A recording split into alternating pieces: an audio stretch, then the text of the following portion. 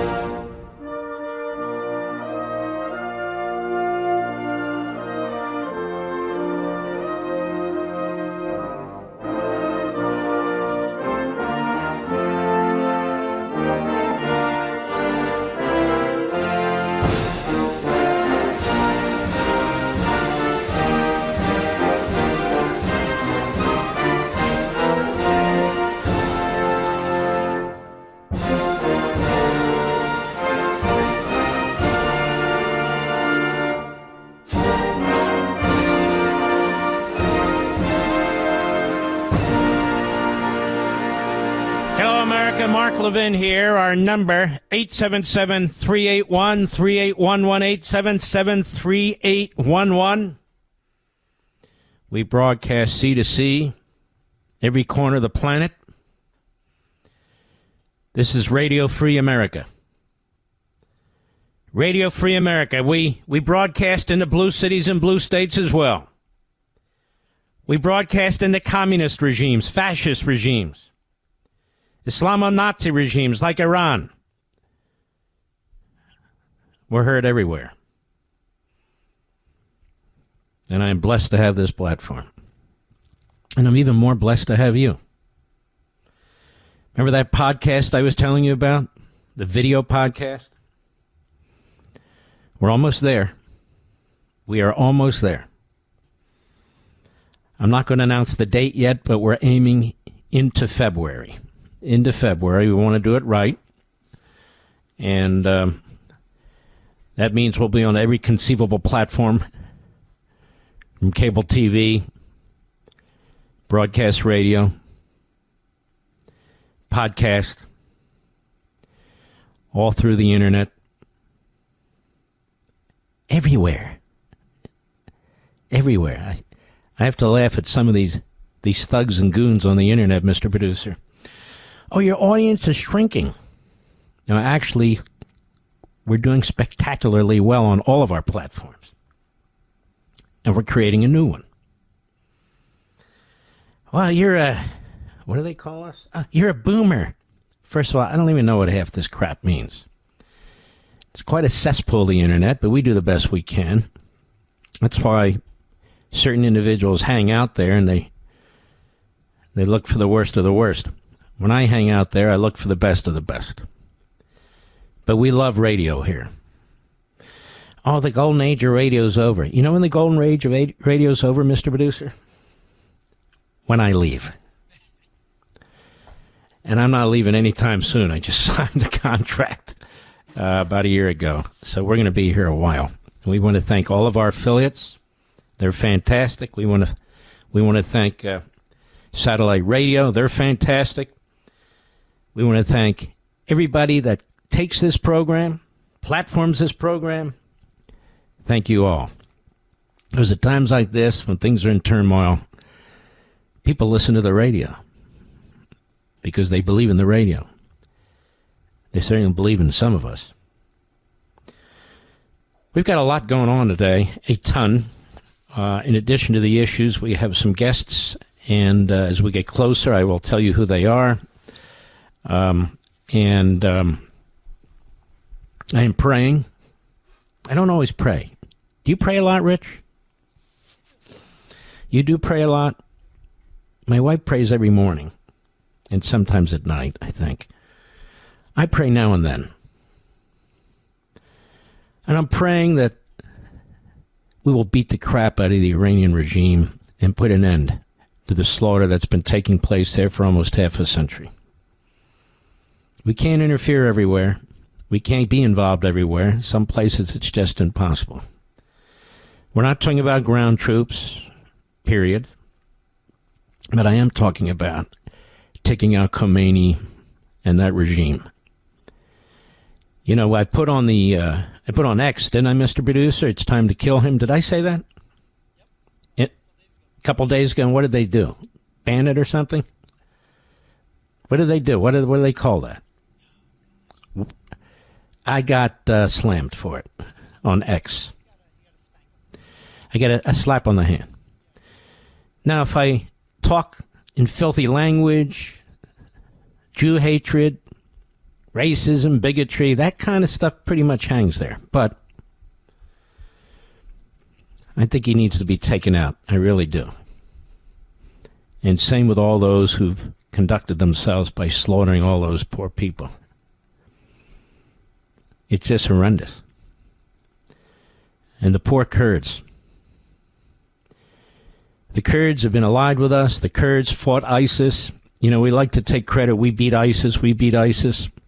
Well, we did, but we couldn't have done it without the Kurds. And there are Kurds that live in, millions of them. Turkey, Kurds that live in Syria, millions of them. And they are always under attack. And this Al-Qaeda, this fraud that's running Syria, been slaughtering them. And they released thousands of ISIS terrorists. I'm reading all the releases from the various governments, and a lot of it is very one-sided propaganda. I don't get it, but there it is. And there's got to be payback for this. That's my view. Raping these women, killing these women and these young people. It's just there's got to be payback for something like this. And we have really some stupid people with huge podcasts. I mean, this guy, Joe Rogan, is a moron. Absolute moron. I'm sorry, folks. I like him as a UFC announcer. I really do. As a color commentator, he's excellent. But he's very low IQ, very uninformed. Just acts like, yeah, really? Well, tell me more about that. He's saying things now that are dumber than dumb. Do you know he thought there were maybe 500 million Jews in the world? He had to be corrected, of course, but it's not just that. And if you're swinging from Bernie Sanders to Donald Trump, and now you're just swinging in between, you don't have any really core principles, in my humble opinion. But he's not alone. Now, the best that can be said, in my view, about him is he's not Tucker Carlson, who came out the other day and said it would actually be good if Iran had nuclear weapons. And you know what that is? You know what that is, Mr. and Mrs. America? That's a traitor. Let's cut to the chase. That's a traitor. If you think a country that wants to blow us off the face of the earth ought to have nuclear weapons, I don't know why you're here. Why doesn't he have his new home in Qatar? I mean, they're all there. They'll take care of him.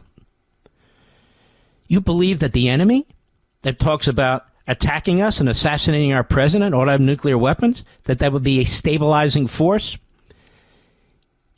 That's a lunatic, absolute buffoon. But it's worse. It's a traitor.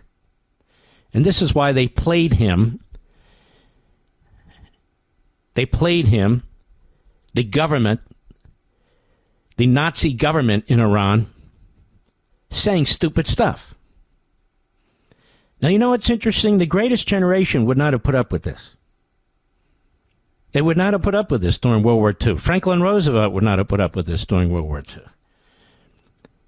And I don't think there'd be more than a telephone booth full of Americans who would put up with it. Period. And that's one of the things about podcasting and on the internet and so forth. You get all these government and foreign bots. You get a lot of people watching and listening who hate us. And they don't separate that from, red-blooded Americans. I mean, that regime has killed hundreds and hundreds of Americans. And they ought to have a nuclear weapon? They'd be stabilizing force?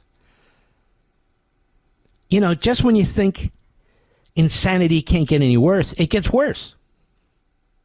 And I don't think the guy's been visited by demons. I think he is a demon. But, look, I don't want to spend all day on that. I also think he's becoming increasingly irrelevant. I really do. People are just dismissing him. I do think he ought to, though, put on a white hood and a white sheet. But I don't even think Klansmen think Qatar ought to have nuclear weapons. So he's one of a kind. He's one of a kind, and I mean that in the most, contemptible way possible. Because he just is. Now, before we get to all the other things, I want to get to this guy, Jack Smith. Speaking of contemptible, this guy was horrendous. Let me be blunt with you. Any candidate is free to challenge an election.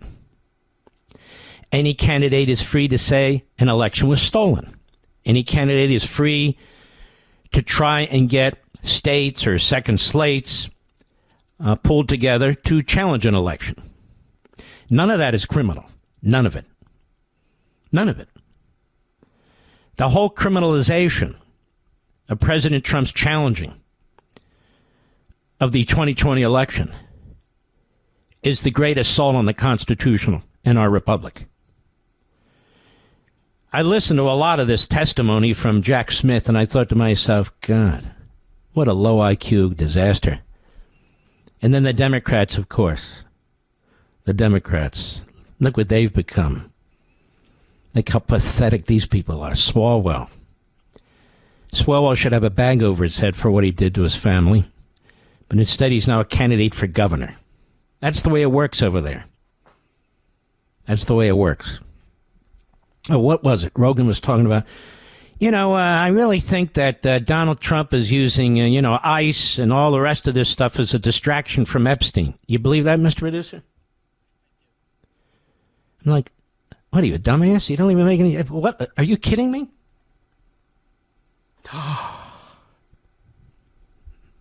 Yes. So anyway, here's some Jack Smith, Representative Tiffany, Republican, Wisconsin. The Republicans were great, by the way. Absolutely great, to a man and a woman.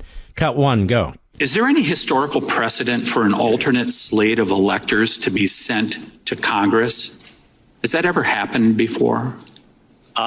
That had happened, not anything similar to this situation, but you're correct. It was in Hawaii. I think it was Hawaii in, I want to say, the 1960 election. So it has happened before that there was an alternate slate of electors that was sent to Congress, which does the electoral count, correct? There was a prior time that an electoral slate was sent where there was litigation and recounts going on. Actually, there's twice that it happened, Mr. Chairman. It happened in 1876 and 1960 that these alternate electors happened. I'd like to ask unanimous consent to introduce the 1960 Hawaii case. Objection. With that, I yield to the chairman. See, ladies and gentlemen, there's nothing illegal, not even sinister, about sending in another slate of electors, because ultimately Congress decides. And if you don't send in another slate of electors and you're challenging the electors in that particular state and you win the challenge but you don't have an alternate slate, then you have no electors from that state.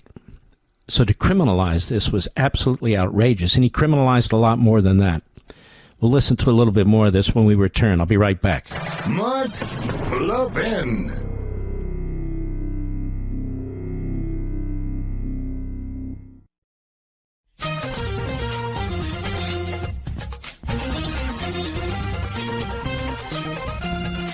All right, we be back. By the way, I have a guest in 3 or 4 minutes on the program. I find this fascinating. I rarely talk about plays or movies or documentaries or anything of that sort. But this is an extraordinary situation. Next Wednesday, January 28th, 7:30 p.m. at the Kennedy Center. At the Kennedy Center, at the Terrace Theater, there's going to be a remarkable movie. a play by a couple that we're going to have on to talk to you. And this is an Irish couple. And they were in Ireland on October 7th.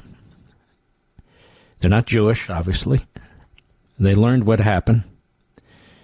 They learned how their government, the Irish government, and their media and the BBC responded. They knew it was wrong. And they know well the media and the BBC. And they wanted to go, and they did go. These are award-winning journalists, filmmakers, New York Times best-selling authors, best known for Gazanel, the trial of America's biggest serial killer. Remember that movie, America? A veteran foreign correspondent for the Financial Times and The Economist. McAleer.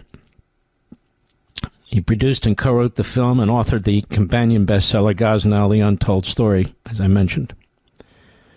It debuted number 3 on Amazon. Now, his career spans coverage of Northern Ireland troubles, documentary work for the BBC, the CBC, and RTE. In other words, these are serious people. And they've decided to tell the truth. And it is a verbatim play of what took place on October 7th, the unreported story. And so I'm posting now. Were you able to get the email, Mr. Producer? We're having a hell of a problem with Microsoft and AOL. But we will get it up there eventually. It's the Kennedy Center, next Wednesday, January 28th, 7:30 p.m. You can look it up yourselves and Google it. As soon as we have some kind of internet back, we will, in fact, post it. But it's an honor to have him as a guest on the program right after the break. We'll be right back.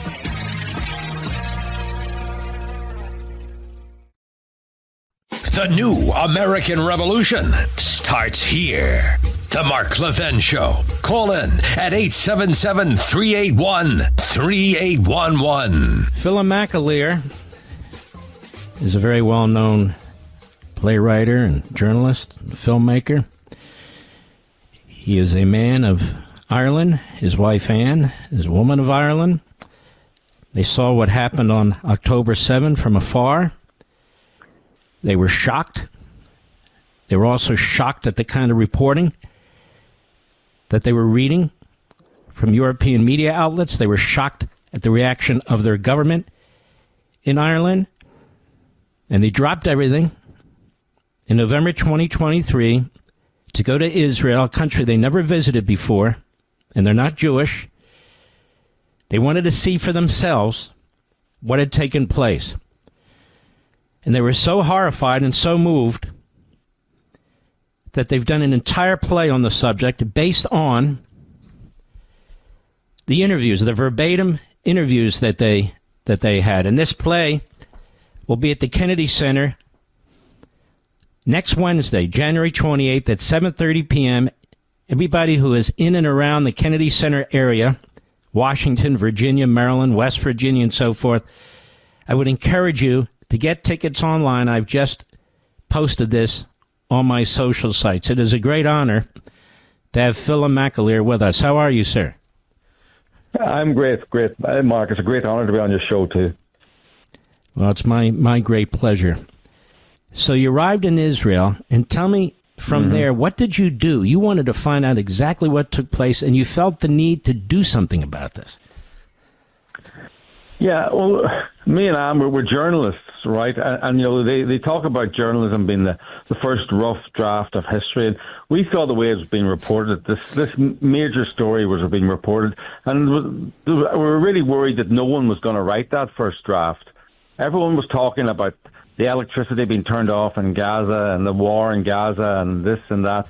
And no one was talking about October 7. You know, no one was talking about the fact that there would be no war in Gaza if it wasn't for October 7. So we just felt it was so important that the world knew what happened on October 7, because good people we knew in Ireland, good people we knew in America, we live in Los Angeles, they were just following the mainstream media and thinking that somehow this war just started on October 8th and didn't really know what happened before that. And the media and leftists did a really good job of pushing that story. So we just got there. We phoned everyone we knew. We contacted everyone who we ever knew that had any connection with Israel. And, the unfortunate thing is, Mark, it wasn't hard to find these stories in Israel. Everyone had a story. It was a massive blow to Israel. It was a massive story. It was a massive tragedy. But it's also a story of heroism, a story of people doing good things, people being brave, people fighting back, people doing the right thing. And so we just let the people talk, tell us what happened on October 7th. Tell us also what happened on October 6th, because you were at peace then. Tell us about your peaceful life and then when the war came. And every word on stage, I just want to say this, every word on stage at the Kennedy Centre is verbatim. We're not adding any of our opinions, any of our journalistic context, nothing like that, as some people suggested we should do. No, we're telling the truth about what happened in Israel on October 7th. It really is the first time this has ever been done, and it's so crucially important. Again, I want to remind people, January 28th, Wednesday, 7:30 p.m., the Kennedy Center. You can get the tickets online. You can go to any of my social sites. We've just put that up there. So you arrived. You go to this area. What did you see? What did you smell? Your senses took in this area, right? Well, look, we didn't even have to go down to the Gaza envelope. We went to this hotel, this small hotel in Tel Aviv, and the moment we came off the plane, you walk into the lobby, and there is a monument to a waitress from the hotel who'd been murdered at the Nova Festival. It was everywhere. It was a country traumatized.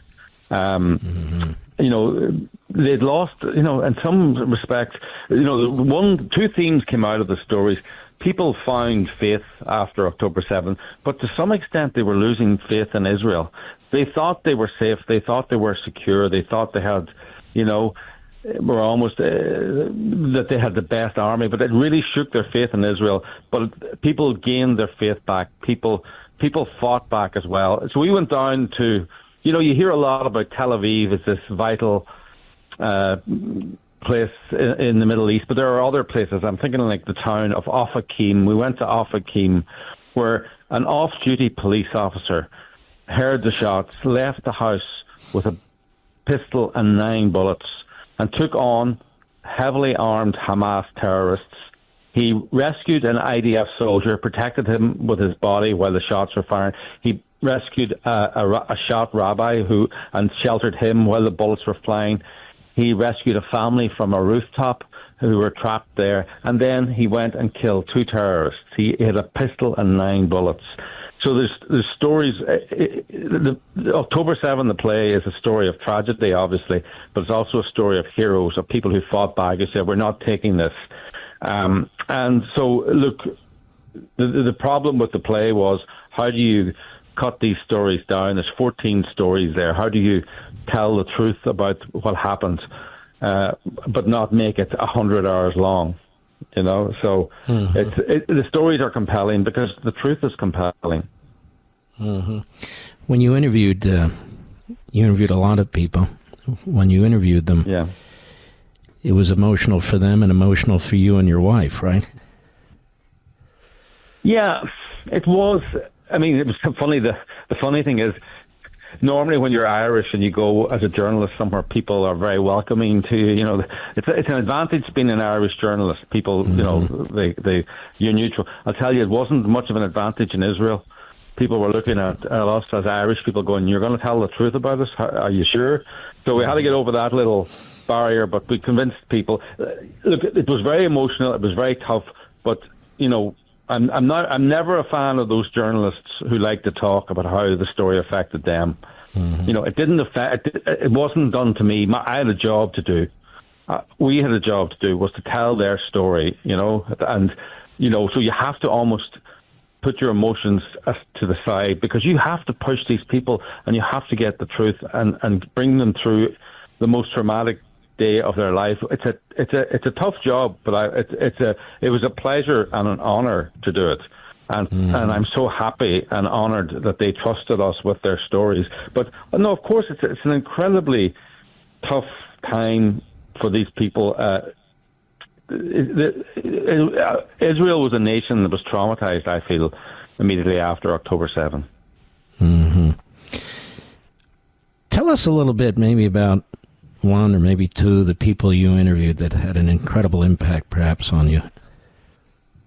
Yeah, well, as I was saying, I mean, this is very sad. Itamar Alus, a police officer who left the home with 9 bullets and a pistol, as I say, killed 2 terrorists, rescued maybe a dozen people.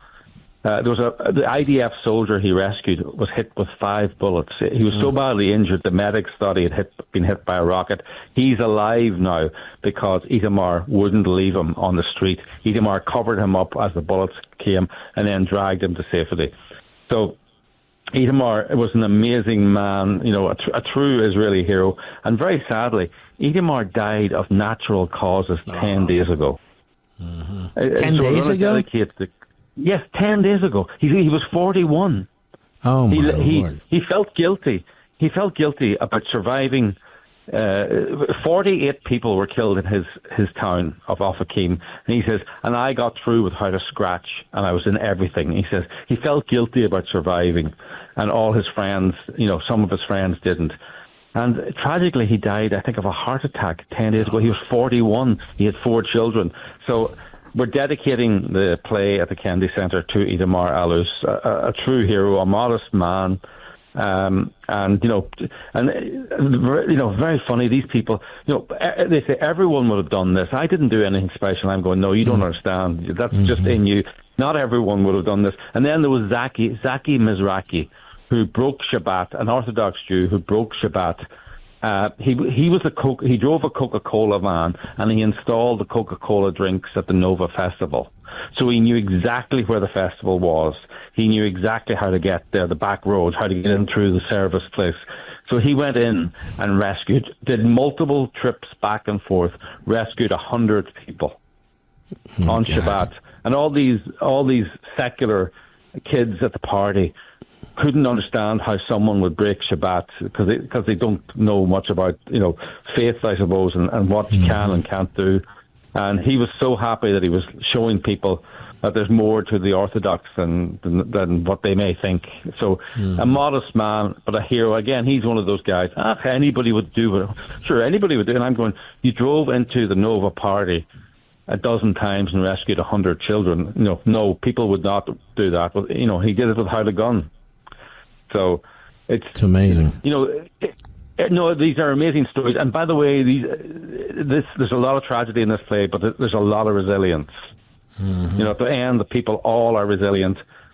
All of them have found more faith than they had, and a lot of them, you know, have had their faith in, you know, in many of the kids in the party were liberal, were progressive, not pro-Palestinian by any means, but, you know, had thought that there was a solution there, and they've had to rethink everything now.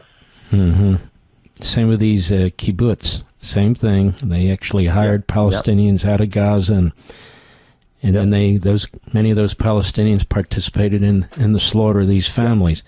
This play is a must-see, folks. Next Wednesday, 7:30 p.m. at the Trump Kennedy Center. You can go online and purchase your tickets. I want to encourage you to do it. This is the real deal. This is the real deal. Why did he? Well, let me tell the public. The play was off Broadway for 6 weeks. It was the only production that required police presence and security for the entire run. Why do you think that was? Well, you know, because America. I mean, it's hard to say these words. Not a lot of America. There are some Americans now who want to cause violence to Jewish people. You know, hard as that may be, it's a very hard thing to say. I never, when I came to America 15 or 20 years ago, I never thought, that was never something I thought would ever arise. No, people do not want Jewish voices to be heard. And this is the ultimate Jewish voice, I suppose. You know, this is unfiltered accounts of the most traumatic day in Israel's history. When I first produced the script, me and my wife, some people said, what this needs is context. You need a journalist character in the play to have context. I'm going, you mean to lie? The left love this thing of verbatim theatre or verbatim works, but they always add in composite characters or characters for context. There's no composite characters here. There's no journalist characters to tell you how to think. It's just people's different opinions and different experiences. But yeah, so you don't need me to tell you. Look, I mean, in DC itself, 2 people were killed less than a year ago for walking out of a Jewish event. I think one of them wasn't even Jewish, or maybe both of them. I can't remember. But no, one was Christian. So, yeah, shot in the back. So, yeah. No, look, I just want to tell people it's not. People. Somebody, a Holocaust historian, went to see it in New York. He said, I thought I would hear my heart breaking when I went to the play. I didn't. Instead, I left encouraged because it's a play about resilience as well, and what's next, and also what happened, but what's next. Everyone's saying at the end, everyone thinks, what are they going to do next? Well, let me just say this. You and your wife actually are quite courageous to do this. I'm told it is a crucially important play, and it's not a complete downer, as you point out. There are heroes in this too, but it is unvarnished. It is the truth, and I just want the audience to know, if you are in or around the Trump Kennedy Center, I want to encourage you to go next Wednesday, January 28th, 7:30 p.m., and you can go online to October7theplay.com, October7theplay.com. You can hit the link on any of my social sites, too. I really think this room should be filled because this is important. And it is also, what you and your wife did, committed your lives to doing this. It was really spectacular of you to do this. And I want to thank you from the bottom of my heart. And I want to thank my wife for bringing this to my attention. So God bless you, my friend. Don't thank us. This is what journalism is supposed to be. This is what journalists are supposed to do. Yeah. I mean, I don't want to. This is what we're put on the earth to do. I think this is what we were put on the earth to do. I think, funny, only an Irishman could do it. Almost, I think people were too traumatized in Israel to do it, and only I could go there. Only an outsider could go and say, we need to corral these stories.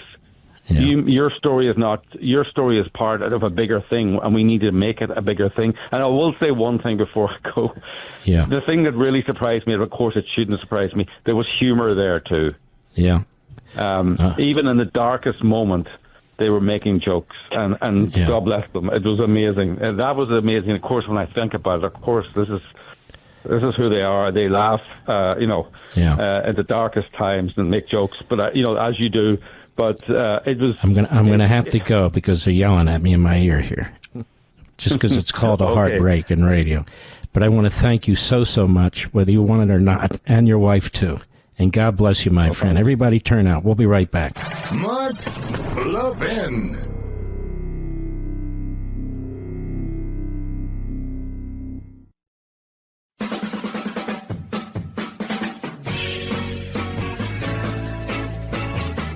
I thought that's a remarkable gentleman and his wife in a very, very important play.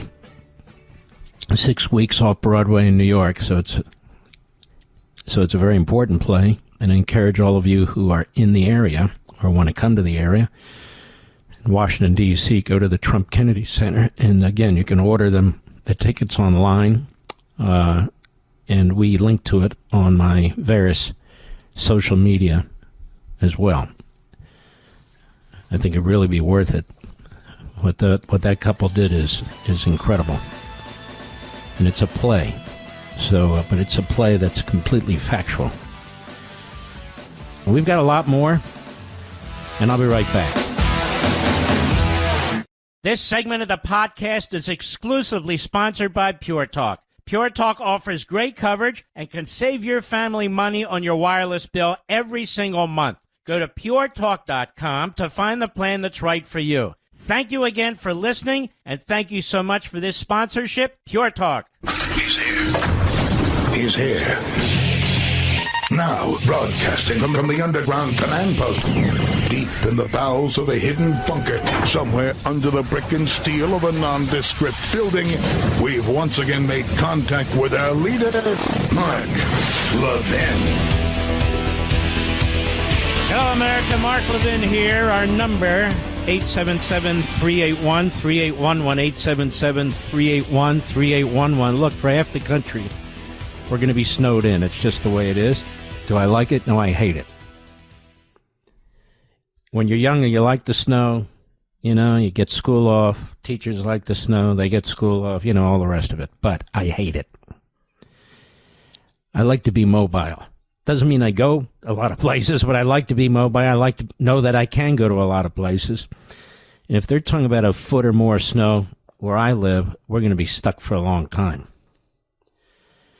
Now, that said, we're going to have two wonderful shows for you on Life, Liberty, and Levin on Fox, 8 p.m.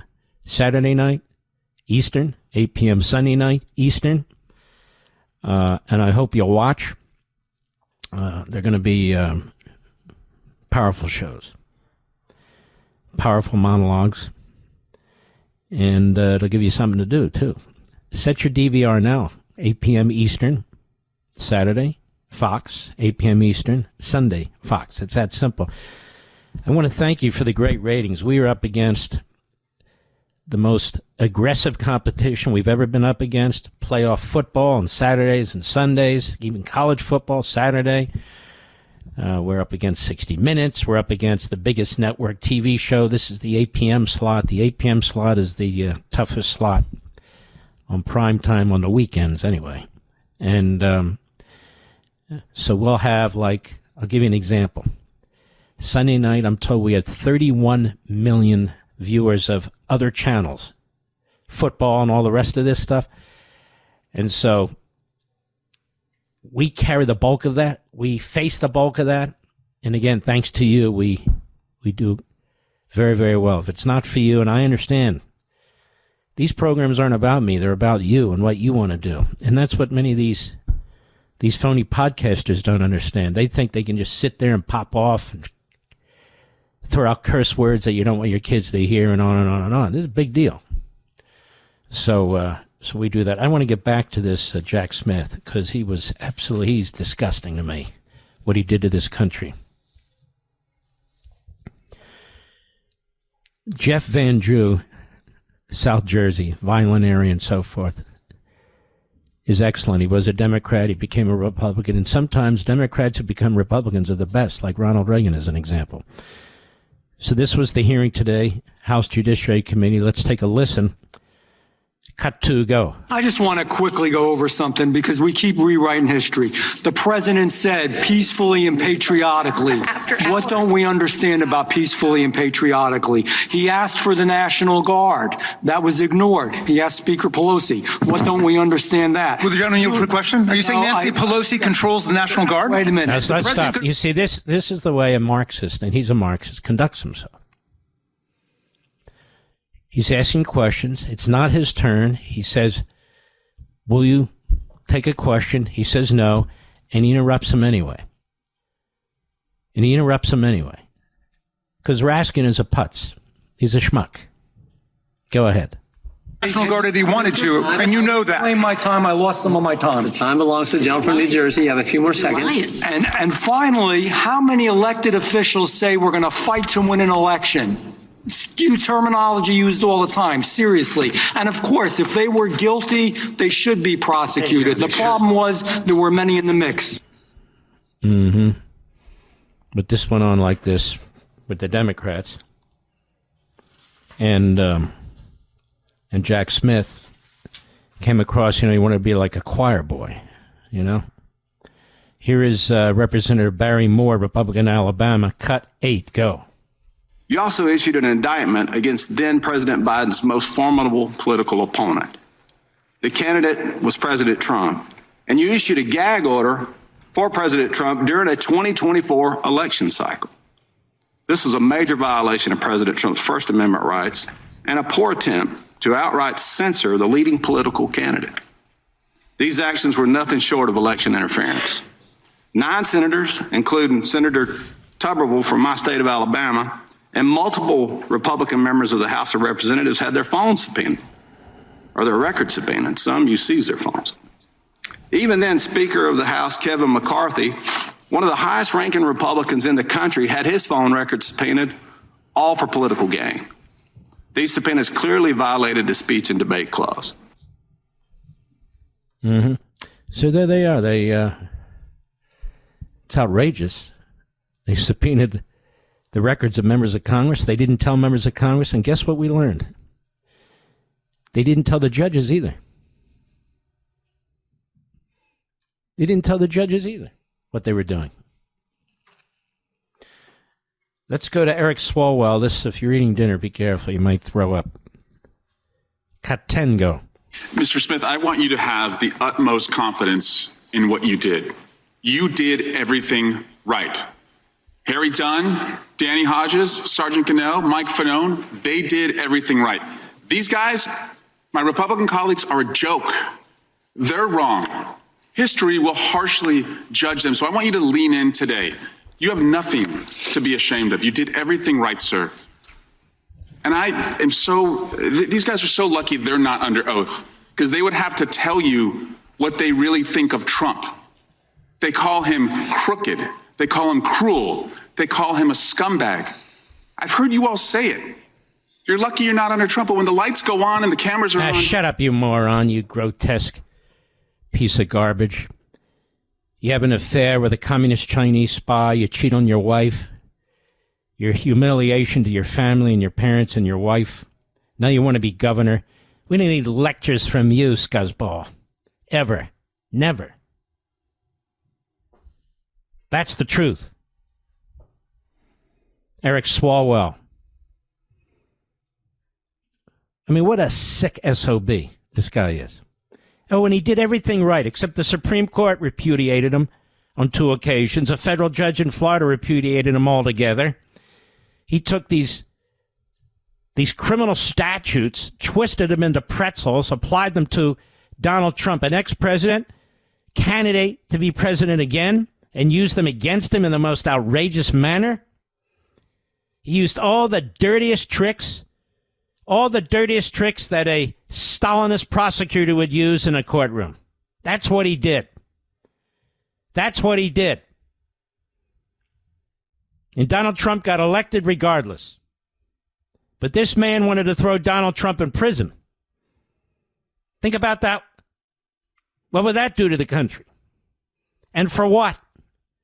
You're allowed to challenge elections aggressively. You're allowed to demand recounts. You're allowed to call secretaries of state. You're allowed to send in a second slate of electors. You're allowed to do all those things. You're allowed to say you won, even if some people thought you lost. It's okay. And he's totally screwed up our electoral process. And he didn't strike me as very intelligent either. Not in the least. He's an awful human being. I'll be right back. Mark Levin.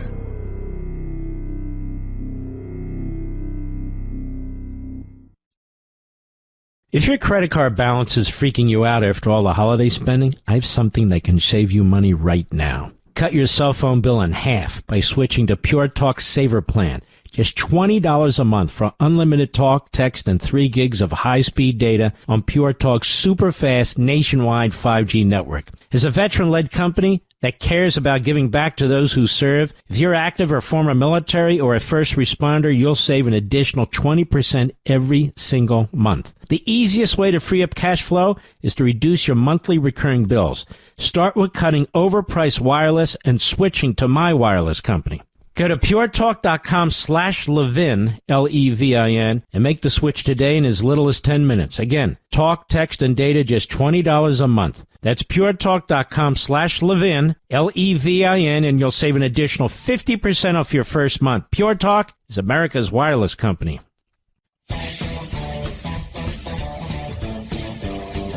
Lot going on in the world today, ladies and gentlemen, including some very good news. Our friend Mark Meckler, the baby doc of the Convention of States movement. I can say that to you, Mr. Mark. So what happened today? Incredible day in Kansas, Mark. We crossed a major threshold. We've been fighting in Kansas for 13 years. Today, in the House of Representatives in Kansas, they made it final. They are state number 20. Incredible vote that we did it here, 80 to 41 or 42. I mean, It was kind of a blowout vote. So they did it in style, and they added their name to that list of the states that have called for a Convention of States. Convention of States, 20 and 34 are needed. You're more than halfway. This is a big deal, Mark, isn't it? It's really a big deal. And, Mark, I think the most incredible thing to me, and you've been in it this whole time, I think of Thomas Paine, right? He's saying we owe a debt of gratitude to the people who are in the fight in the winter, not the summer soldiers and sunshine patriots. You wrote the book on this with Liberty Amendments. You and I have been working together ever since. Shoulder 13 to shoulder. years to pass this state. Yep, and it's never easy. I think that's what I want people to know. The great things that we accomplish, the greatest things in life, they're never easy. But, man, the value is there when you cross that threshold. And I'm in a room full of grassroots. These people have been working so hard. They're Let's hear him cheer. Mark. Hey, how about a cheer for Mark? No, for them, not me. That's for you, Mark. And they love you. They understand that you set the intellectual foundation for this movement. I mean, they're out there, and I agree with you. They're doing the hard work. They're the ones getting it done. But when you wrote the book, Liberty Amendments, I mean, there's this story we tell all the time. You didn't know I was doing this. I didn't know you were writing the book. I think God was in the mix, and he put us together for a great purpose. Well, let me tell you, you're a great leader. You're very passionate about your beliefs. You're a fantastic activist and organizer. And thank God we're working together, and you're not working against me, because then I'd be in trouble. But Meckler, you're fantastic. Yeah. Go right ahead. There's just one thing I want to say. Look, people don't get to hear this side of Mark Levin very often. I know Mark Levin as the great pundit that he is, the great one, the great writer, all that stuff. But the one thing I want to tell you about Mark Levin that I want all your listeners to know is what an incredible friend you are. When the chips are down, when you need your friend, you call Mark Levin, and he will be in the fight with you. Well, that's very likewise. You have a wonderful wife and family. Got to know your son a little bit, too. Just great, great, great. Anyway, what's next? Not that I'm trying to be piggish about this. What do you have lined up next? Man, next, Mark, we're on the move. We're going straight from here to South Dakota. South Dakota has the Senate committee up tomorrow. We've often gotten chewed up and spit out by that committee, but we believe we might even have 100% of the committee. We got at least 7 out of 8.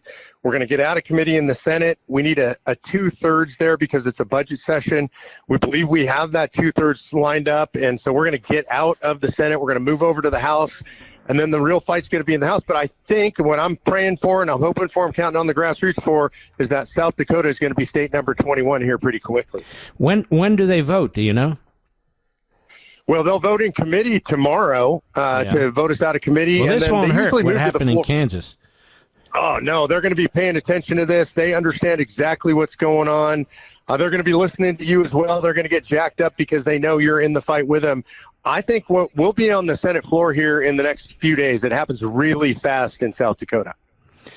You know, it's really cold up there and snowy. You're going to go up there, huh? Although it's pretty rough on the East Coast now. That's why they stay in the fight. They're hardy. They're not like you and me. You know, I escaped to Texas. I know you spend a lot of time in Florida where it's nice and warm, but those folks up there, they fight it out even through the storms. Yeah, no, that's right. Well, we're very excited. Thank you. You're the general in this movement, and all the wonderful people working with you in Kansas. Look what you've accomplished. This is fantastic. Number 20, and I want to warn patriots all over the country, all the sharp knives are going to start coming out. All the BS is going to start. All the personal attacks are going to start. So just be ready.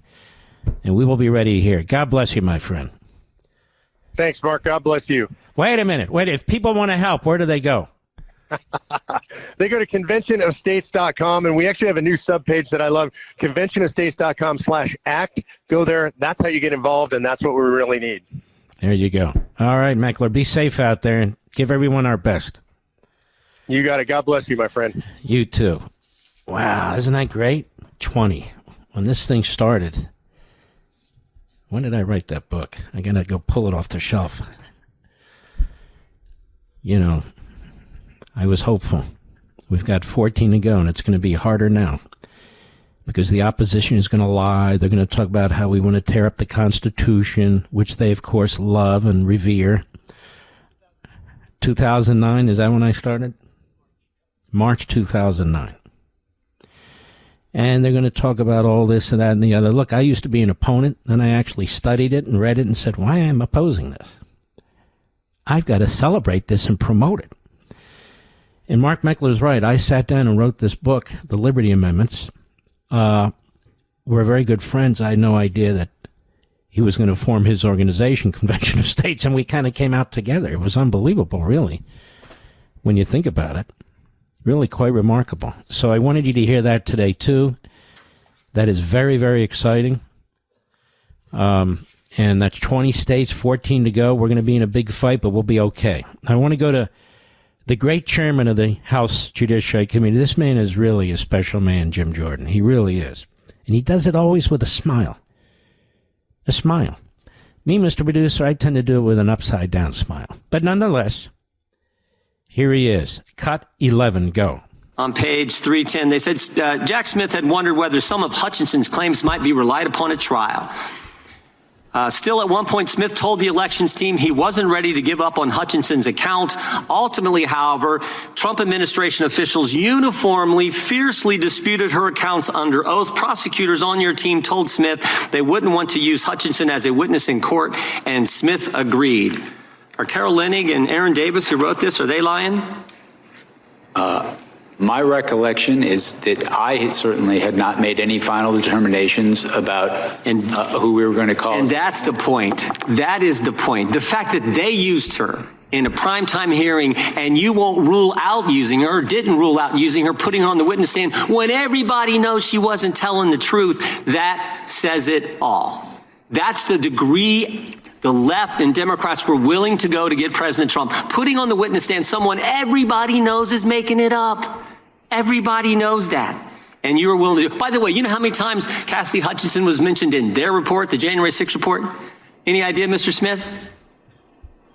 I do not. 185 times. Someone that the whole country knows wasn't telling the truth, and you were still considering putting her on the witness stand because you had to get President Trump. And everybody can see that.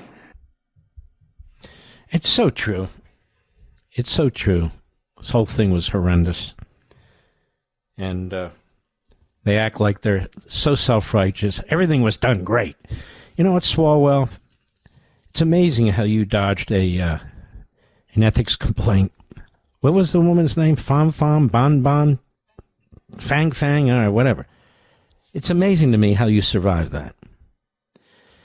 I was on Capitol Hill some time ago. You know, I bumped into him, Mr. Producer. Did I ever tell you that? I did tell you. First of all, he doesn't shave. He looks like he's had a rough night. Maybe he has. Maybe he's out there. I don't know. He's shorter than I realized. And his eyes kind of popped out of his head, you know? Like, oh, my God. I don't walk up there much, but it's kind of interesting when I do. We ought to bring a camera next time. I don't even know if we're allowed to have a camera just to see the reaction of people. Oh, my God. What's he doing up here? But nonetheless, Jack Smith is exactly what we've said he is. He did exactly what we said he did. He had 2 brutal defeats at the U.S. Supreme Court. He had a brutal, fatal defeat in federal court in Florida with a great judge. He's had these defeats before. When he went after John Edwards, he went after the Tea Party. This guy is a bad guy. He's a bad guy. We'll be right back. If your credit card balance is freaking you out after all the holiday spending, I have something that can save you money right now. cut your cell phone bill in half by switching to Pure Talk Saver Plan.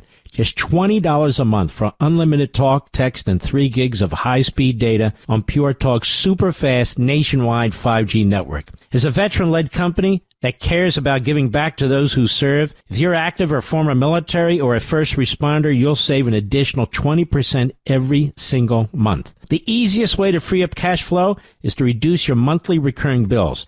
Start with cutting overpriced wireless and switching to my wireless company. Go to puretalk.com/Levin, Levin, and make the switch today in as little as 10 minutes. Again, talk, text, and data just $20 a month. That's puretalk.com/Levin, Levin, and you'll save an additional 50% off your first month. Pure Talk is America's wireless company.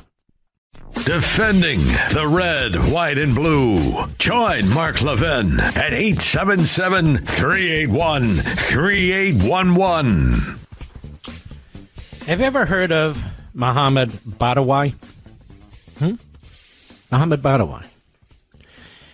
Now, I want to thank Mohammed Badawi and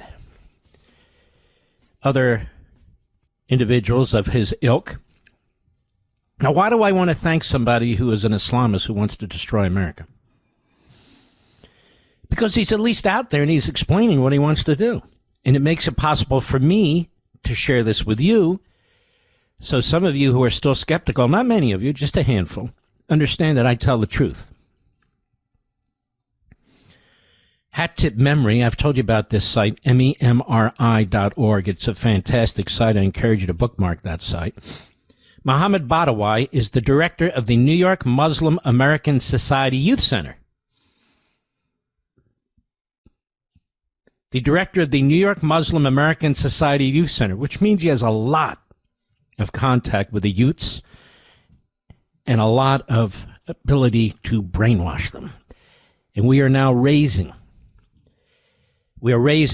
Islamist youth to hate America, to hate you, and want to destroy the country. Listen to this. Cut 12, go. As a Muslim, my response to all of this is do your worst. I am not afraid. Because even if this body is broken, the spirit inside of it, you cannot reach. And it will continue, and Allah will replace you. Whether I see that or not is irrelevant. But I'm not afraid. I'm not afraid of the U.S. government. I am not afraid of the United States Army. I am not afraid of ICE. I'm not afraid of whatever they control. Not only am I not afraid, but it is my life mission to stand against all of the above. That every single iota of strength, wealth, and spirit that I have, until I die, will be spent fighting everything I just mentioned. To the last breath, or until they cease their oppression, cease their injustice. That's my reason for existence. Ah, that's his reason. American government, the army, ICE. He exists to destroy them. He doesn't seek assimilation. He doesn't seek civility. No. Utterly intolerant. And he's the director of the New York Muslim American Society Youth Center in Brooklyn. And that was him last Friday. And this nation has been overrun by individuals with this ideology. Overrun.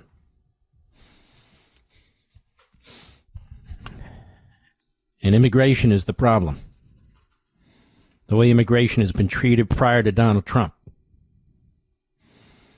Here we have Representative Rashida Tlaib, who's a lowlife, a vile lowlife. The things that she has said about the president in this country. And she's an Islamist who's elected to our Congress from Detroit. She took over John Conyers' seat in a very crowded Democrat primary.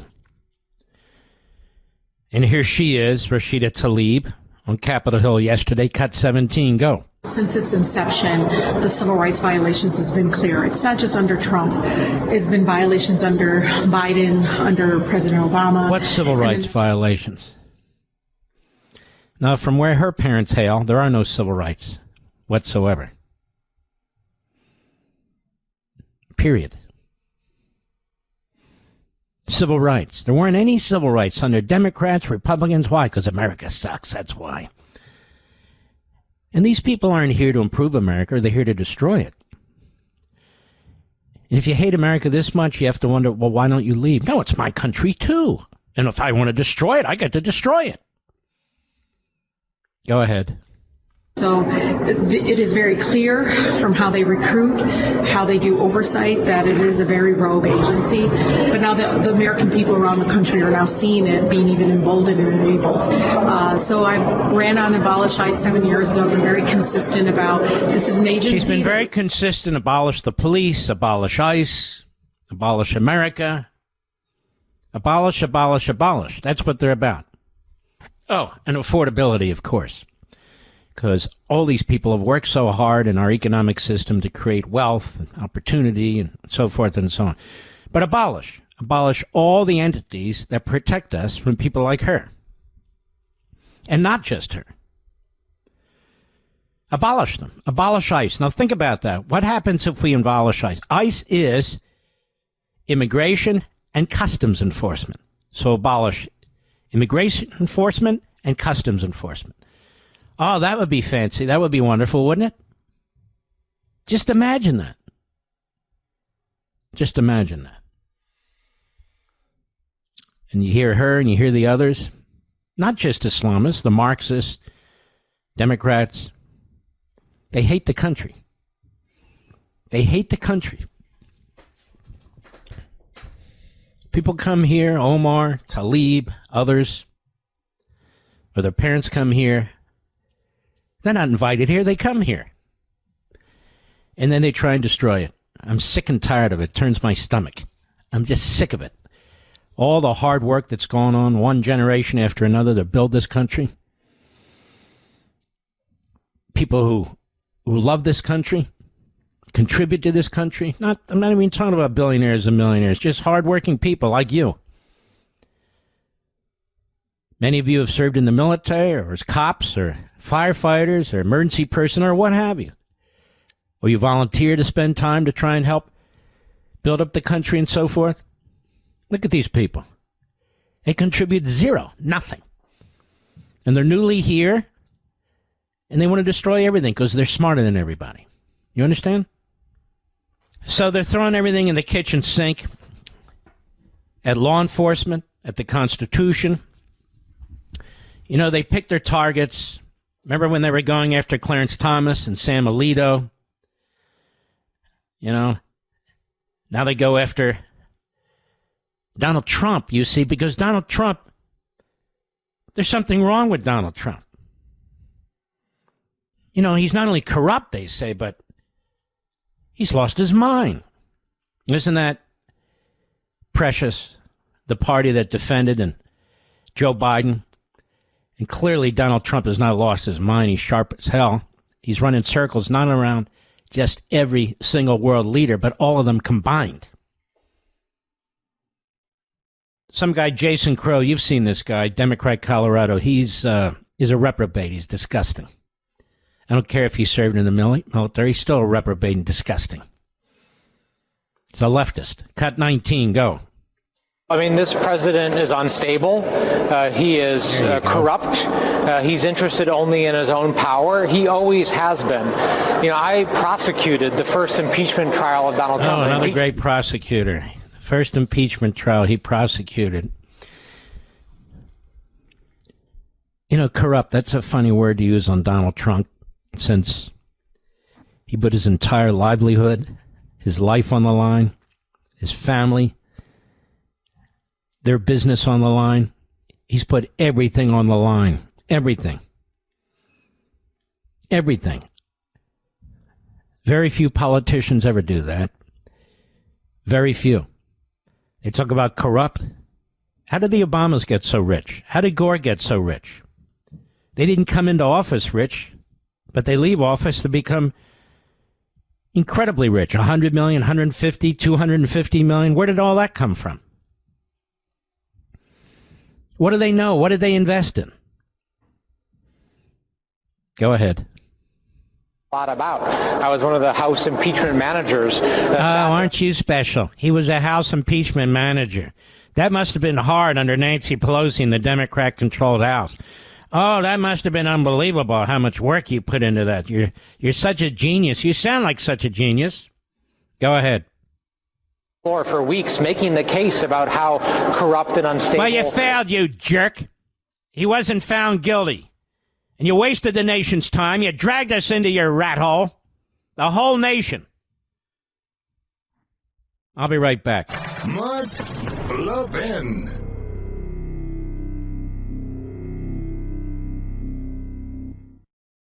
If your credit card balance is freaking you out after all the holiday spending, I have something that can save you money right now. Cut your cell phone bill in half by switching to Pure Talk Saver Plan. Just $20 a month for unlimited talk, text, and 3 gigs of high-speed data on Pure Talk's super-fast nationwide 5G network. As a veteran-led company that cares about giving back to those who serve, if you're active or former military or a first responder, you'll save an additional 20% every single month. The easiest way to free up cash flow is to reduce your monthly recurring bills. Start with cutting overpriced wireless and switching to my wireless company.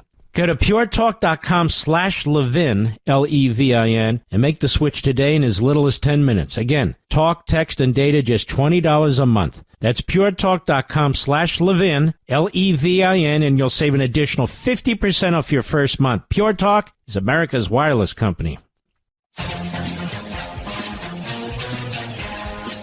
Here's my question. Are we all globalists now? Mark, what are you talking about?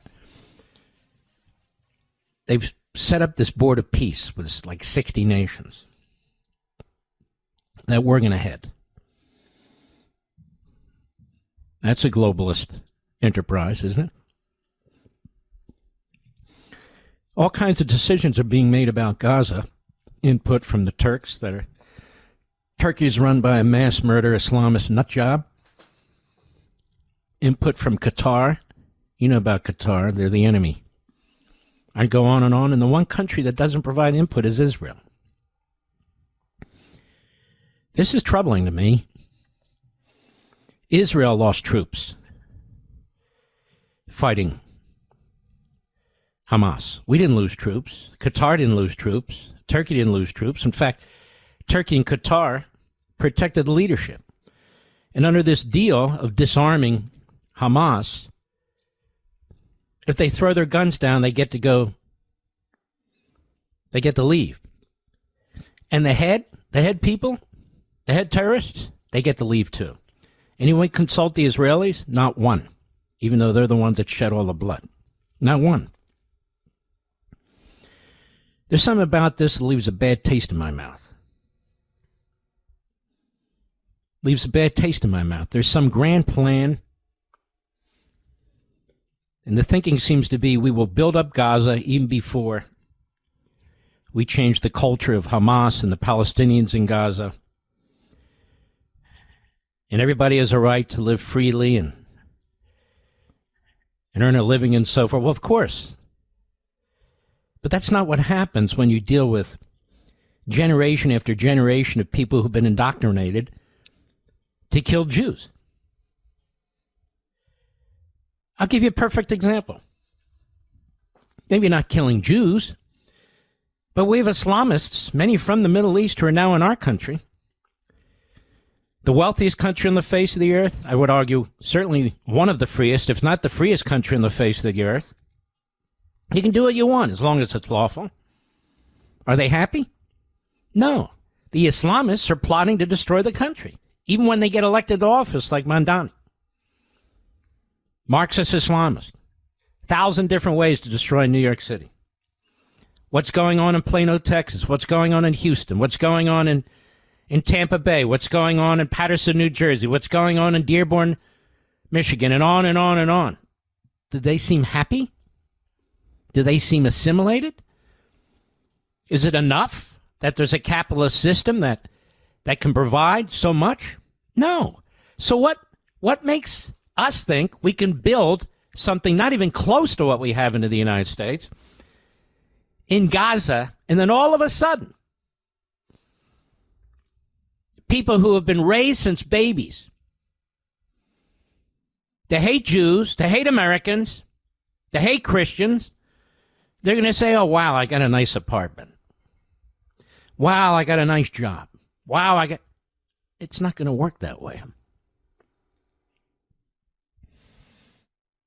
This is a slap of reality. May I slap reality around here, Mr. Producer? I think I will. What's next? We're going to put a Disneyland there and at the Rafah Gate? And so all of a sudden, little kids will learn that, oh, we're not so bad after all. The Americans, the Jews, the Christians. That's not what's going to happen. I just think the idea that, and it's very obvious, that Israel's being pushed out of this. Gaza belonged to the Jews for 3,500 years. Now, they gave Gaza to the Palestinians. You see what happened. I don't need to go through all the dirty details. And now, after losing 1,000 soldiers, the equivalent of 35,000 American soldiers, Israel has no say. And it's right on their border. Instead, we're going to have 60 countries, including Turkey and Qatar and everybody, who are going to have a say. That's not phase 2 of the deal that I read on the 20-point deal. That's not what that says.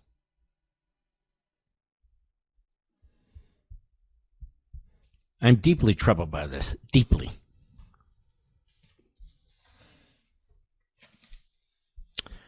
I mean, can you imagine doing this on our border? With people who just slaughtered tens of thousands of Americans? That would be the equivalent. I don't think we would do that for 2 seconds, do you? No, not for a second. Always a big hour 3, our power hour. And we're going to get into a whole bunch of new subjects here. And we have another great guest. I don't normally have 3 guests, but 3 great guests. We'll be right back.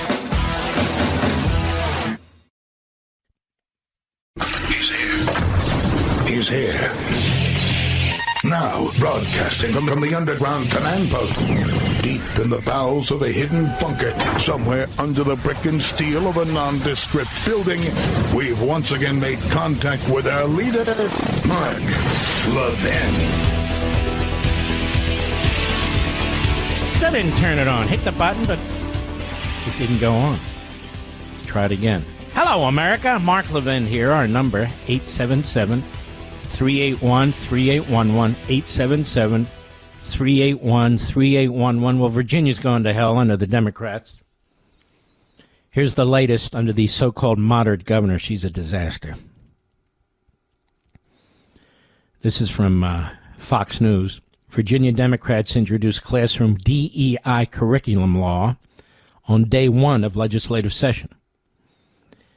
HB 614 requires new materials covering LGBTQ plus people, racial minorities, immigrants, and marginalized groups. This is stunning, disgusting. Just teach.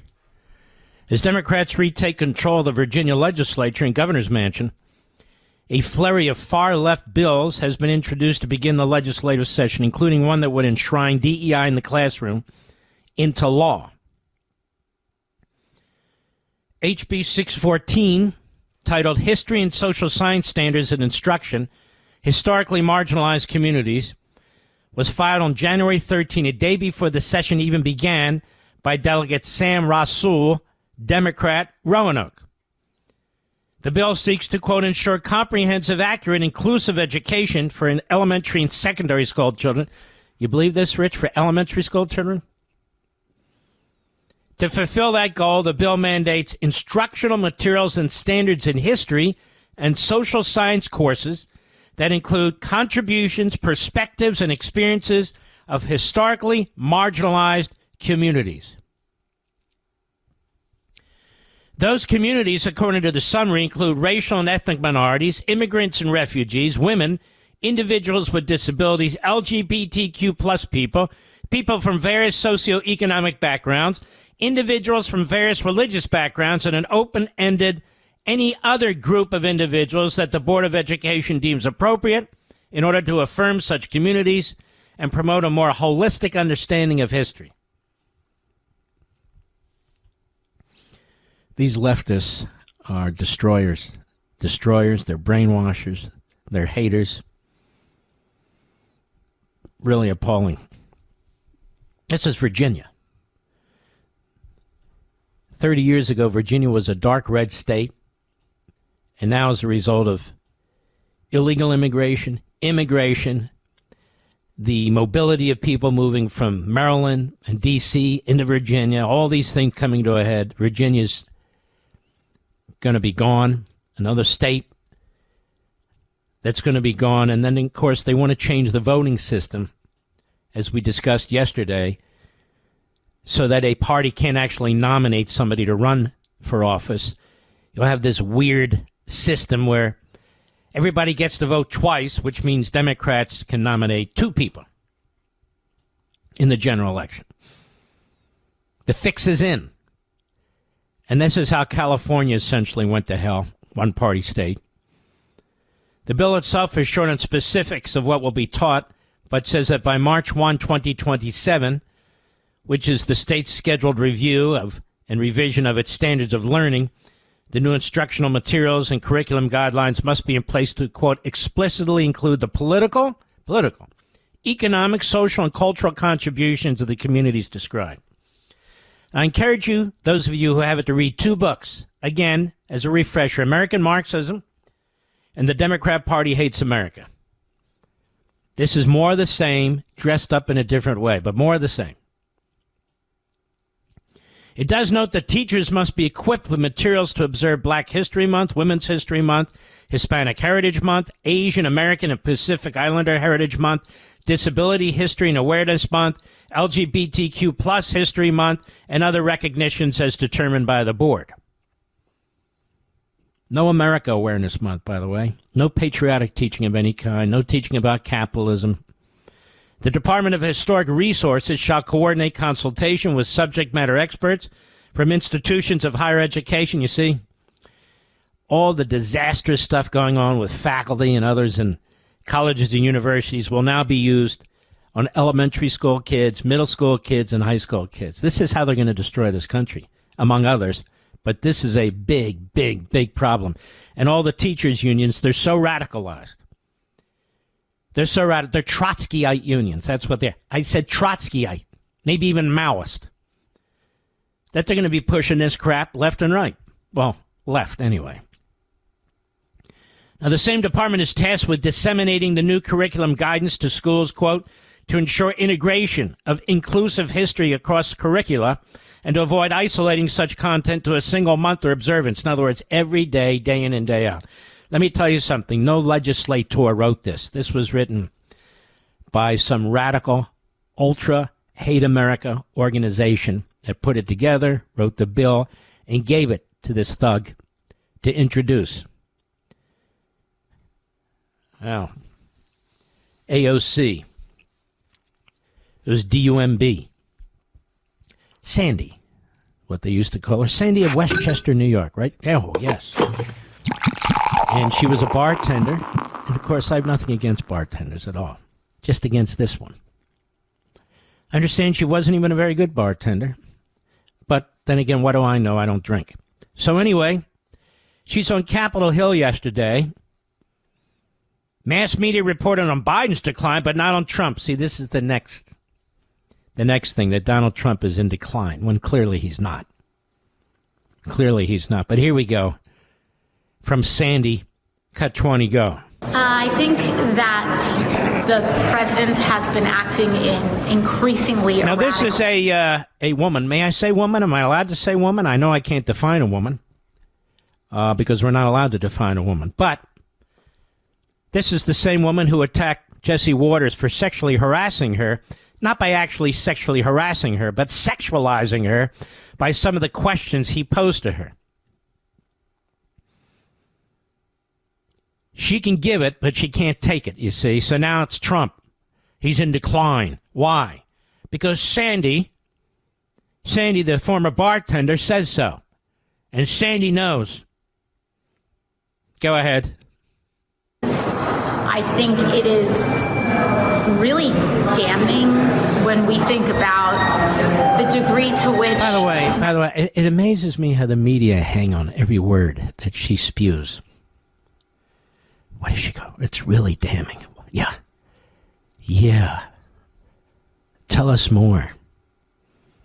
Go ahead. Outlets reported on Joe Biden, and yet... Actually, honey, may I call you honey? No, I don't even want to call you honey. That's what I call my wife. I'll call you Sandy. Actually, Sandy, the media outlets didn't report on Joe Biden's cognitive decline. That was part of the problem.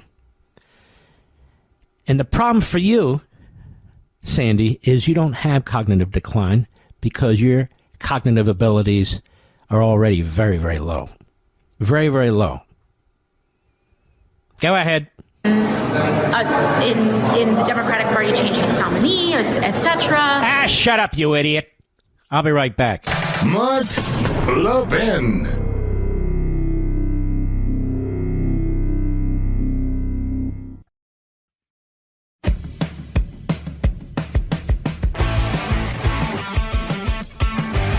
Well, it's Hammer Time, ladies and gentlemen. Josh Hammer Time, a good friend of mine in the program. Josh, how are you?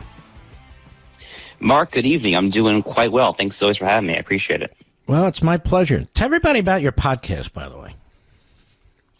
Yeah, so the Josh Hammer Show is a daily video podcast. It's up on YouTube. It's distributed by Salem, so it's over at the Salem News Channel. It's also just available via audio everywhere you get your podcast. We have some select radio affiliates as well. Mark, I only started doing this every day fairly recently, and I have to say I love it. I really didn't know that just ranting into a microphone could be so cathartic, but frankly, that's exactly what it is. Okay, very, very good. Let me ask you a question.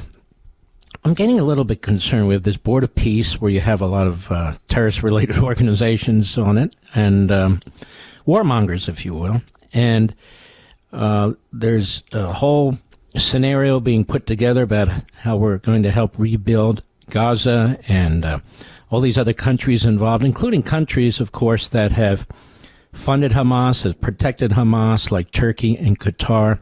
And I just want to be blunt about this. I'm very uncomfortable with this because it seems to me Israel's being cut out of this process. Do you see that too? It does look that way to me, Mark. I mean, Bibi Netanyahu's been very clear that Qatar and Turkey are not going to have anything to do with post-Gaza reconstruction. President Trump seems to have a slightly different view of Qatar and Turkey, and this is clearly an issue. This is clearly an issue where there's some distance between Trump's position and Netanyahu's position. And look, I mean, President Trump is the consummate deal maker. I mean, he's the whole art of the deal guy. He comes from a real estate background, and from a purely transactional perspective, I understand why you are trying perhaps to have dealings with some unsavory actors, whether it comes in the form of very wealthy investments, or Turkey is particularly complicated because they're a NATO country. We have massive weaponry stored at the U.S. military installation at Incirlik on the Anatolian Peninsula. But from Israel's perspective, they're a tiny country. These guys are sponsoring Hamas, who just tried to slaughter them all, and is going to do so again and again and again. You know, frankly, I'm not sure I fully understand exactly what this whole Board of Peace thing is. I mean, it's. Look, I mean, to the extent that it's going to be an American-led prospective alternative to the United Nations, I guess that's fine. And to the extent that the goal is to redevelop Gaza, as Jared Kushner says, I think that's admirable. But to the extent that you're going to allow Muslim Brotherhood sponsors like Qatar and Turkey to potentially call the shots, I mean, talk about cutting off your nose to spite your face. Well, I don't think we would do that, would we? I don't think we would. Countries that have funded terrorists who've killed our people and that continue to push hardline Islamist positions against us and so forth and so on. I don't think that we would be cotton up to the idea that we would have a Board of Peace and these guys would be on the Board of Peace. And not only that they would have a say in the disarming of the people who they armed and the disarming of people who are on our border. I just see this as weird. So one of the analogies that I've been drawing ever since October 7th happened is I like to ask my fellow Americans, what would the United States have done if this had happened via the Mexican drug cartels, the Sinaloa cartel, Jalisco, groups like that? Let's call it in the Rio Grande Valley of Texas. So let's extend the analogy a little further. Let's say that some of these leading cartels, which have operational control of large swaths of northern Mexico, let's say that these cartels are directly financially supported by foreign power. Let's call that country China, for instance. So if there was a gargantuan slaughter, and the equivalent of Israel's slaughter, 1,200 people, give or take, October 7th, the equivalent of that, comparing for population size, would be somewhere close to 50,000 Americans. So let's say that, God forbid, 50,000 Americans were slaughtered in the Rio Grande Valley of Texas. And then when it comes to trying to rebuild and reconstruct, do you think that the United States would call in China, who just sponsored the cartel to slaughter all these Texans? Do you think that we would invite China to the negotiating table? I mean, it totally beggars belief. So we would absolutely not do that. And it's not entirely clear to me why we would ask Netanyahu and the Israelis to do the exact same thing. And I guess that's why they're cutting them out, a lot of these decisions, which is kind of ridiculous. Gaza used to be part of the land of the Jewish people, thousands of years ago, no? Oh, yeah. I mean, Gaza is literally in the Hebrew Bible. I mean, it's in the Torah, the 5 books of Moses. There's references to Gaza over and over and over again. I mean, it was Hebrew land. It was at one point Philistine land.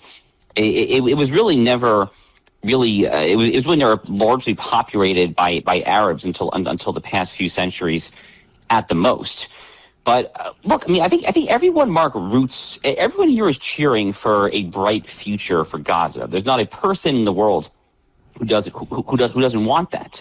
This has been an issue for a very, very long time. Gaza, and even before Hamas took over, there were all sorts of problems in Gaza. The fundamental problem, and this is what people frankly don't want to talk about, the fundamental problem when it comes to Gaza is that the people of Gaza are deeply, deeply radicalized.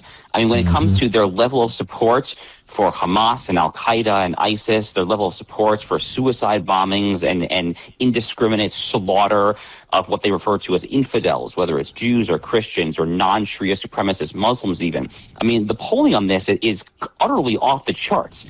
And I don't really know how you do post-World War II German-style denazification on that kind of scale, because I'm not really hearing a whole lot of that talk. I'm hearing a lot of talk about building beautiful buildings and resorts and all that.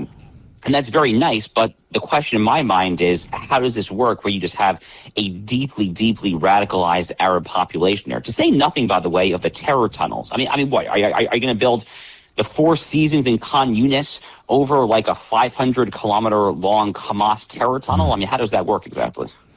I don't know. And, we have Islamists in this country, a growing number, who talk about destroying America. We just saw in Philadelphia talking about decapitating people, and I can go on and on and on. Dearborn, Michigan, now outside of Plano, Texas, outside of Houston, Tampa Bay, Patterson, New Jersey. We can go on and on and on. And they're not assimilating. In fact, they're talking about conquering. That's coming out of the mouths of their imams even. And I don't know. I thought the United States, we have pretty nice buildings, and we have a lot of freedom here, and people can make a lot of money here. And yet these particular individuals don't much give a damn about any of that, do they? And so I'm thinking, okay, we're going to build sort of an old Hong Kong over here. And to your point, how does that change hearts and minds? It doesn't. Unfortunately, the only language that the Arab world speaks, Mark, is power. It's really it. I mean, it is the only game in town. I mean, Israel, the United States, Western powers more generally have tried every which way to circumvent and get around the obvious fact that it is only brute, raw power politics, let alone definitely not the opposite of appeasement, it's only power politics that is the way that you demonstrate strength and establish that you're not going anywhere.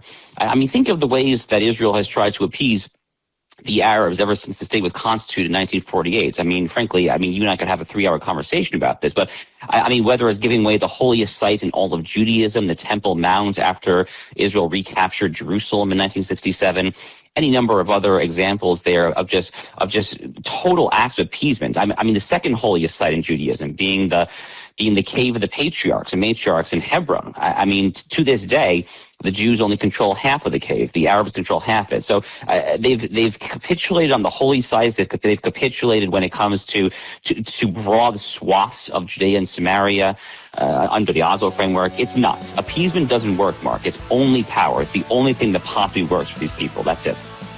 That's Josh Hammer. He's fantastic. Josh, have a great Shabbat tomorrow night, and God bless you, my friend. God bless you, Mark. Shabbat shalom. You too. We'll be right back.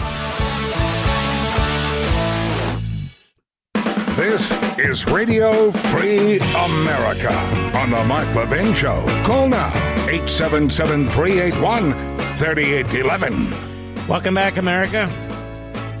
Let us go to Alan in Minnesota, the great WVOM. Go. Yes, Mark, it's a great honor. Thank you.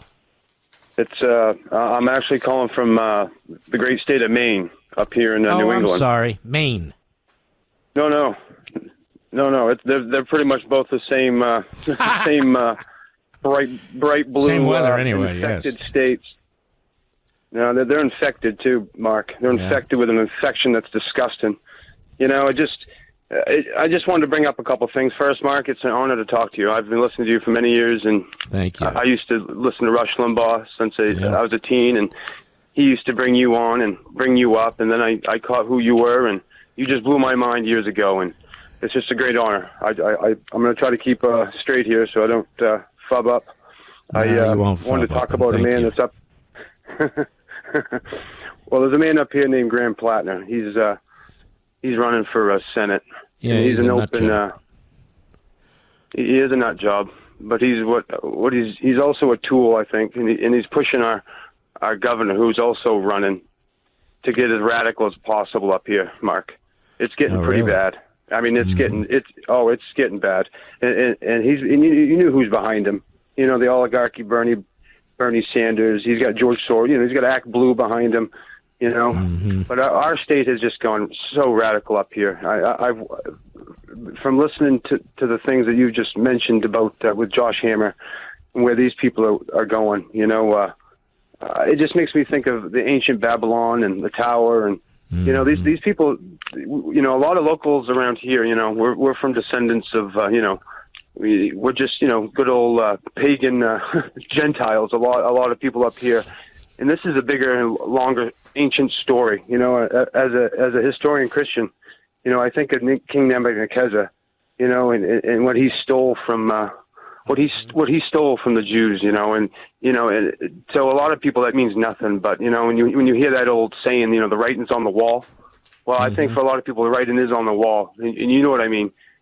And I think we need to start taking this serious, and I'm praying for the Iranians right now, because I mean, this is disgusting. A 9-year-old girl should not be getting married off to some 65 man. I mean, if you can't open the eyes to evil people, I mean, that's complete evil for this day and age. I mean, we're not barbarians today. And if these people want to sit down at a round table with our president, I am sorry, but you have to stand out. I know you want to stand the difference between Muslims and Islamics, and there is a difference. But I'm calling up the Muslims right now to call out the difference, to explain to people slowly so they understand the difference too. So it's just not on your shoulders either. You know, I think of Nathan, who had to tell David when he was sinning with Bathsheba. You know, it took a lot of courage for him to tell David that. You know, he's in the wrong. You know, and I think of you. You know, you're Nathan. You know, you have sometimes you have to tell people you're in the wrong. You have to do that because, I mean, it's so easy for people to go down the road of darkness today. You know, that road is wide and the gate's wide. You know, I mean, the way to heaven is narrow and the gate's narrow. You know, it's plain to see. Let me tell you, Alan, I got to go, but really excellent call. Excellent call. Make sure you call back again. If you're a long-time listener, you've only called this one time, A couple of weeks, give us a call again. I find you very fascinating. Maine, thank you. Maine. What's happened to Maine? What's happened to every state almost? Let's go to Paul, Cleveland, Ohio, XM Satellite. Paul, how are you? I'm doing well, Mark. I'm a huge fan. By the way, thank you. And it looks like your baseball team's trading away a lot of great players. Just thought I'd tell you that. Anyway, go ahead. Yes, I'm still calling the Cleveland Indians. What are their names now? I don't even know. What the hell do they call them now? Guardians. Oh, my God. It's like the Commanders. The Commanders. What the Commanders, the Guard. Why don't we just give them numbers, right? Cleveland, team number 7. Okay, great. Anyway, go right ahead. Well, I just wanted to go back in history, the founding of our country, and about how the Jewish population was instrumental in helping, our country be founded. I don't know if you're familiar with the gentleman Haim Solomon. Oh, yes, I've talked about Haim Solomon, who helped finance the Revolutionary War and was the main financier of the Battle of Yorktown. And that George Washington specifically asked James Madison, get a hold of Haim Solomon. We need money fast because I'm going to have a whole bunch of my guys are going to leave, militia who haven't been paid. And Haim Solomon raised $20,000, which was an enormous sum back then, and donated it to the Battle of Yorktown, which wouldn't have happened but for him. And he died a pauper. Our government did not have the money to pay him back. He had provided a lot of money to our government, and he also provided support to some of our founders who, couldn't tend their farms or their businesses, and they were involved in the war, including James Madison, who didn't have the funds to pay him back. So he died in his early 50s. He died poor. He'd been captured by the British at least twice and put on those horrific prison boats, and he escaped because they were going to hang him. And that's Haim Solomon. I have that about right? Yes, I think he died when he was 44, though. He's a great man. Yes, he was. Being from Cleveland, I don't know if you know, the Jewish population here in Cleveland is one of the strongest in the country, the largest Orthodox population outside of New York City. Is that right? And it's really a great community. And, are they mostly conservative? Very proud of living. It ranges, like any place. All right. Well, listen, I appreciate your call. Fantastic call. Thank you, sir. And we're going to start getting into this more, the history of our history. That is 250th. And we'll get into this more. We started a little bit before the break, and I want to pick up on that again, and we will. But there have been so many important things going on, life and death things, that I feel compelled to spend time on that. Now, Haim Solomon was born in Poland. He came to the United States in 1775. We've talked about this. He died in Philadelphia. And he was crucial to his support to the Revolutionary War. Now, obviously, he's not alone. There were others.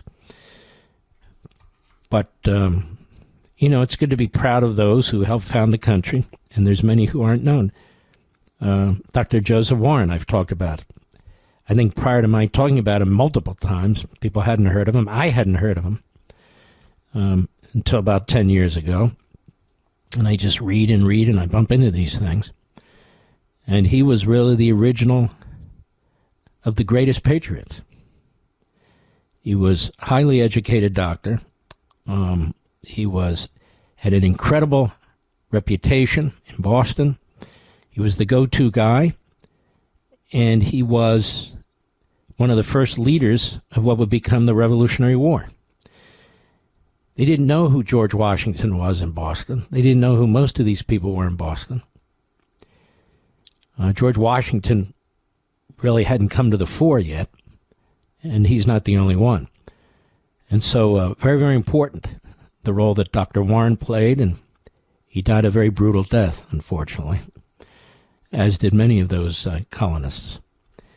And in the Revolutionary War, about half of those who died in the Revolutionary War died on those damnable prison boats.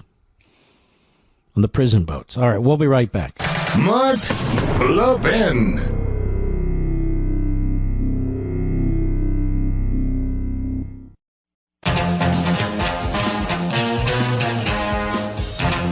Let us go to John, Kansas City, Kansas, the great KCMO. John, go right ahead, please. Professor Levin, my name is John. I'm originally from the other side of Philadelphia. I want to meet Belmar where 676 meets 295. But after 5 years, yes, sir. After 10 years in the Army, 5 years at Fort Riley, Kansas, 2 deployments to Iraq, 1 deployment to Afghanistan, I decided to come back out here to Kansas. And I've been fighting with Convention of States since 2021, and I want to put out a message to the other states of South Dakota, Ohio, and other states out there who have not signed up Convention of States right now, because we passed it, and I was standing right near your brother from another mother, Mark Meckler, tonight when he was calling in early tonight. A beautiful man. I love hanging out with that guy. He is. But I want to put out a thing to the rest of the states that afterwards, I talked to one of the senior leaders here in Kansas, in the House, and they've already started working on the framework for how delegates get elected and what their jobs are when the convention gets called, so that way we don't have this BS John Birch Society runaway convention, because that's the first part before it goes back to the state capitals. So the time is now, the energy is now to rock and roll and get these 2 amendments passed so we can balance the budget and we can put term limits, because Nancy Pelosi has been in the House since I was 6 months old and in diapers. That needs to end yesterday. Yeah, there's a number of things. We need a tax limitation. We need to draw down the debt. We need to do a number of things. And Convention of States has it in a nice compact form, and we need to get behind that. And we'll continue to talk about it. Thank you, my friend. Excellent call. I appreciate it. Let's see here. Hold on, let me put my glasses. Oh, by the way, not that you care. So I decided to get new glasses. That's right. I decided to get new glasses. You know, I get this needle in my eye.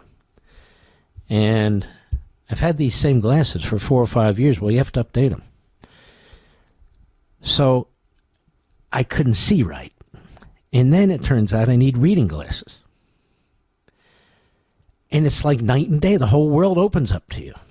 It's fantastic. Do you wear glasses yet, Mr. Producer? You don't? How old are you again? Oh, you got laser eye. Excuse me. You got laser eye surgery. But I had perfect, more than perfect eyesight for most of my life. And then I hit like 45.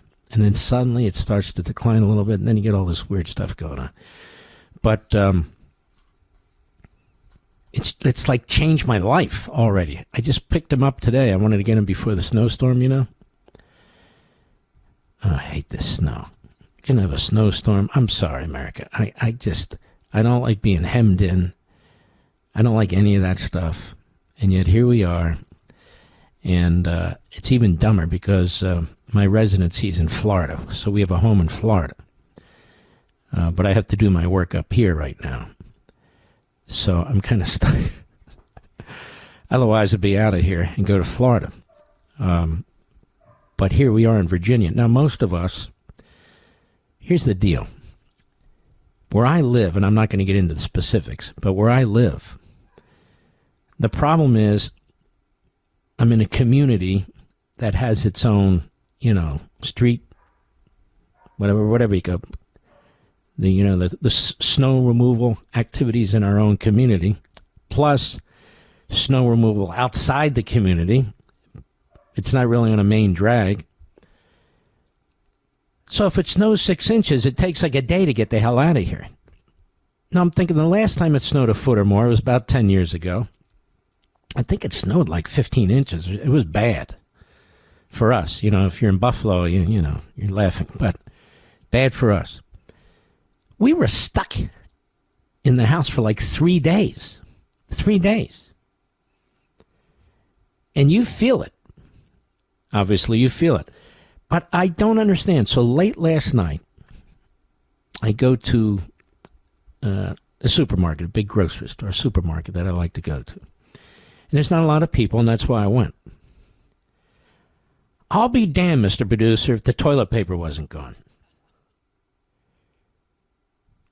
I'm thinking to myself, when it's snow, does everybody crap endlessly? What's going on here? Seriously. Do you really think you're not going to have access to toilet paper a week later? Do you? COVID did it too, but every time, it's just crazy, particularly in areas that aren't used to 12 inches or 15 inches of snow. I get it. But I can see, you want to get some steak, some hot dogs, some hamburger meat or something. You're going to have to cook or something. And if you lose electricity, you got to get other kinds of food and so forth. I got all that because those things happen. But have you ever literally heard of anybody in a snowstorm running out of toilet paper? Have you, Mr. Producer? No. Once you get one of those 6-packs or 12-packs, you should be good for a while. Certainly 3 or 4 days. We're not talking about, the tundra. We're not talking about, these guys in Alaska that live, I don't even know, maybe they use leaves. I don't know what they do. But I'm talking about, the guys that live off the land, which, of course, I could never do. But it's the weirdest damn thing. Oh, there'll be more. Well, have a wonderful night. We salute our armed forces, police officers, firefighters, emergency personnel, our truckers, the men and women in Ukraine, the men and women in Israel, the men and women in Iran. I pray to God help is coming. And you, the American people, God bless each and every one of you. I'll see you tomorrow. Take care.